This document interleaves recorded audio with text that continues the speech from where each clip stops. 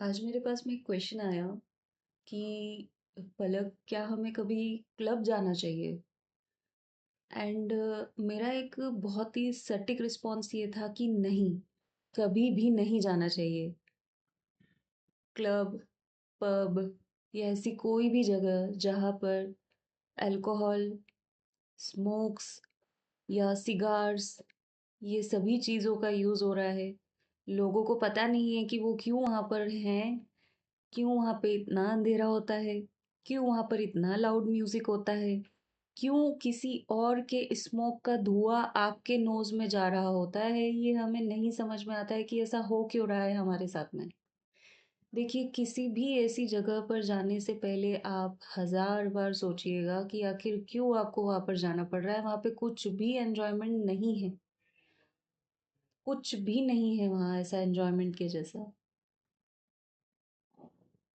आप एक बात समझिए, अगर एक छोटा-सा भी अगर आपकी बॉडी पे कोई इम्पैक्ट आता है, तो अगर आपको एक्सरसाइज़ करना होता है या वॉक करना होता है या चलना होता है, कहीं पे जाना होता है आपको कहीं पे, रनिंग करनी होती है, कुछ भी फिज़िकल एक्टिविटी करनी होती है, आप वहाँ पे रेस्ट्रिक्ट हो जाते हो। अगर आपको कभी फ्रैक्चर आया हो या आपका पोस्चर कभी खराब हुआ हो लॉन्ग सिटिंग के बाद में, तब आप वापस से उस चीज़ को रीगेन नहीं कर पाते हैं कई सालों तक। कई सालों तक। कुछ लोग कर लेते हैं, कुछ लोगों का इतना गहरा हो चुका होता है वो चीज़ कि वो रिकवर नहीं हो पाता है, कई बार लाइफ लॉन्ग रिकवर नहीं हो पाता है। जब बॉडी का बेसिक नेचर मैंने जाना योग के सहारे, कि हमारी जो बॉडी होती है उसका बेसिक नेचर होता है कि हमारी बॉडी लेजी होती है और हमारे माइंड का बेसिक नेचर होता है चंचलपन। और इन दोनों को ही यदि हम नहीं साध सके तो हमारा जो जीवन होता है वो खत्म हो जाता है। खत्म, खत्म। हम कुछ नहीं समझ पाते।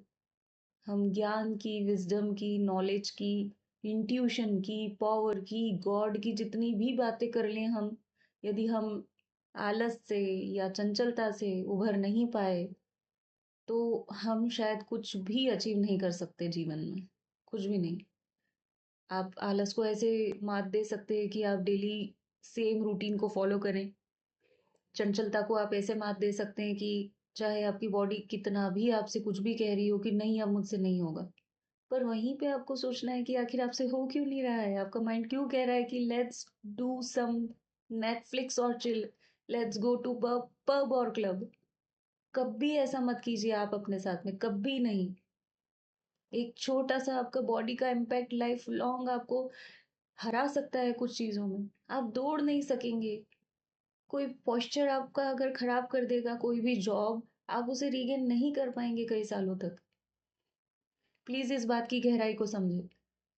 और जिस तरीके से आप आपके बॉडी के इम्पैक्ट्स को कई बार रिकवर नहीं कर पाते, सेम इम्पैक्ट्स हमारे माइंड पर भी होते हैं, जिन्हें आप इम्पैक्ट उन इम्पैक्ट्स को रिकवर करने में शायद आपको कई साल लग जाए या आप मर जाएं उसके बाद भी वो रिकवर ना हो सके। ये भी सिचुएशंस होती हैं।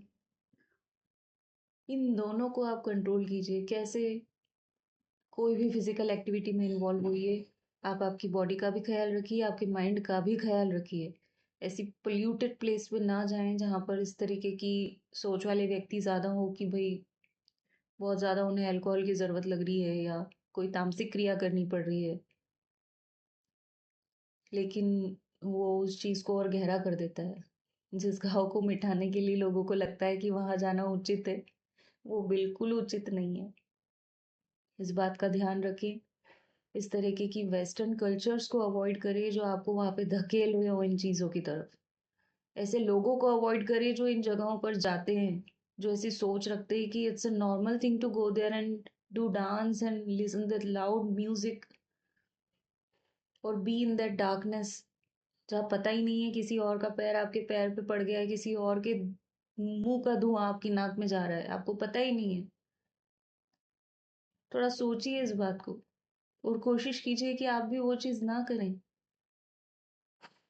कभी भी नहीं। ध्यान रखें आप अपना भी और अपनी सराउंडिंग का भी।